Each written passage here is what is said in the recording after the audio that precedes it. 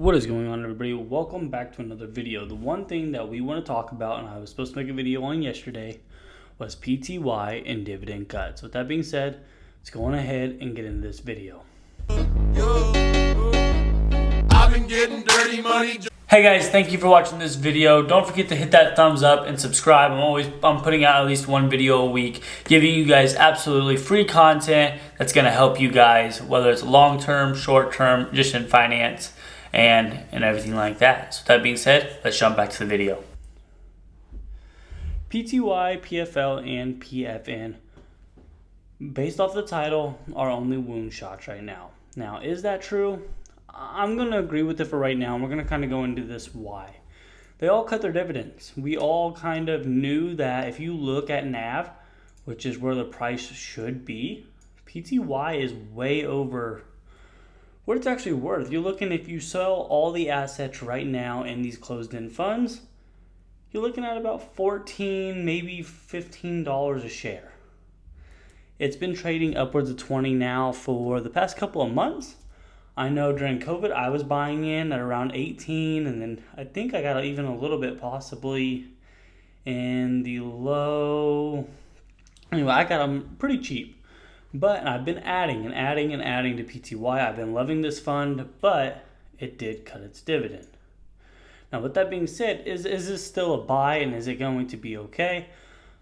I'm not going to be buying more of this stock at this second. I want to see what happens to this dividend. Is it going to continue? And when I say continue, is looking at other stocks. So qyld is a bad example, but PTY, we go back to this. The dividend is consistent, and that's the number one thing we liked about PTY, is the dividend income is absolutely consistent. It did have a couple times in the past where it went down just a little bit, and then it went back up. Well, right now at this second, we're down. So I want to see next month does this, because realistically at this price per month as an income, it's still a decent buy. It's still okay to hold, and that's why I'm holding. I'm not buying more. I want to see what happens with this dividend, because if they're going to cut it again, or if they're going to keep it at 11 cents, I will keep holding those shares. But if they're going to cut it further, I'm probably going to offload a lot of shares just like a lot of other people will, and I will move that money into qyld, which we have talked about. The only difference with qyld, and we've covered this a lot on my channel here actually, is you never know exactly what the dividend is going to be, because this is a covered call strategy. You have it anywhere between 20 something cents, 22 cents. I think it got even higher at one point to 15 cents to 10 cents. And that's higher per share of stock. It's actually about the same when it comes down to percentage-wise of PTY.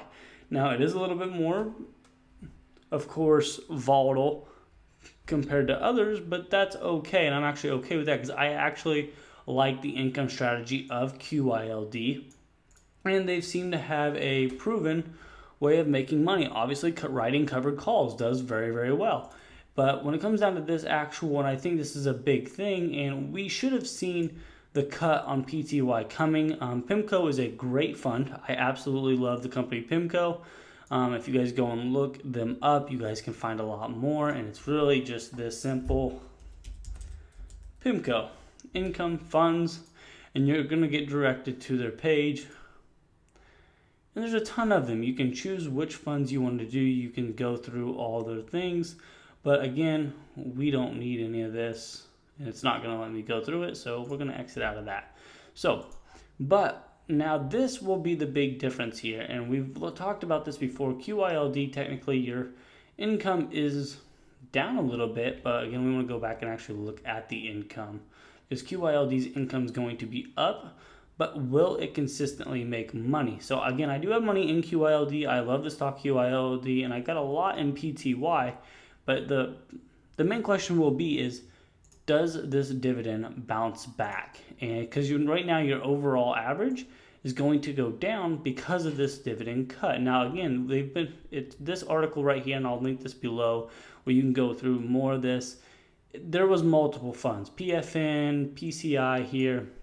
Their mortgage funds, they went down as well, and that's okay. But you look at where the NAV is compared to these funds, they're all overpriced compared to their net assets. And that's one thing that you guys got to remember.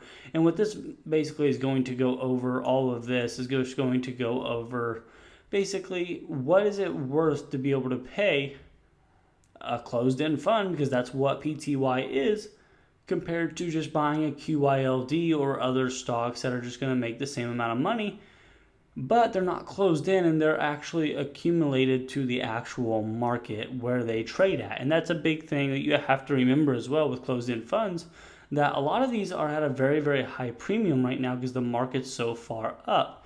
And I think this article right here on Seeking Alpha, it's 100% free to read. I have the free version of Seeking Alpha, and you guys can go through this.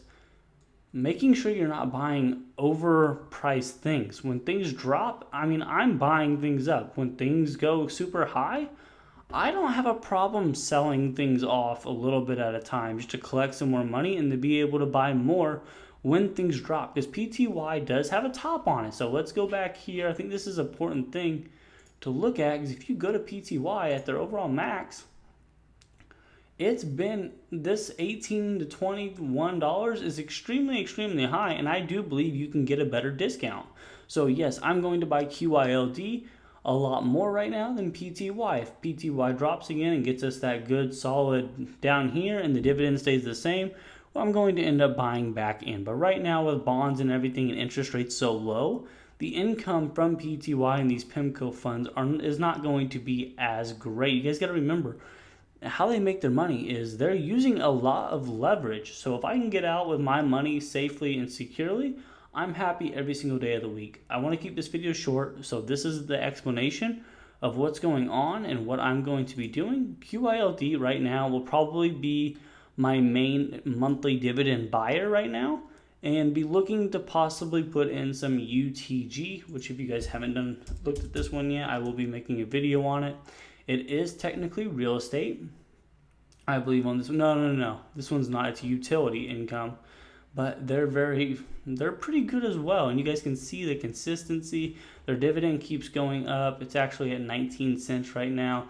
It is at $36.33 as of Friday on close, but it's a solid fund. And again, just remember, it's this easy to make sure you know what you're doing, knowing where exactly things are. And this is a realty utility, or Reeves utility income is what this is called. It's at the high as well, so I'm probably not going to be buying a bunch of this, but being able to buy a little bit is okay with me. Now, again though, this is a monthly dividend. I'm buying it for that cash flow. So qyld right now will be the main one. Guys, thank you guys all for watching this video, and I will see you guys in the next one.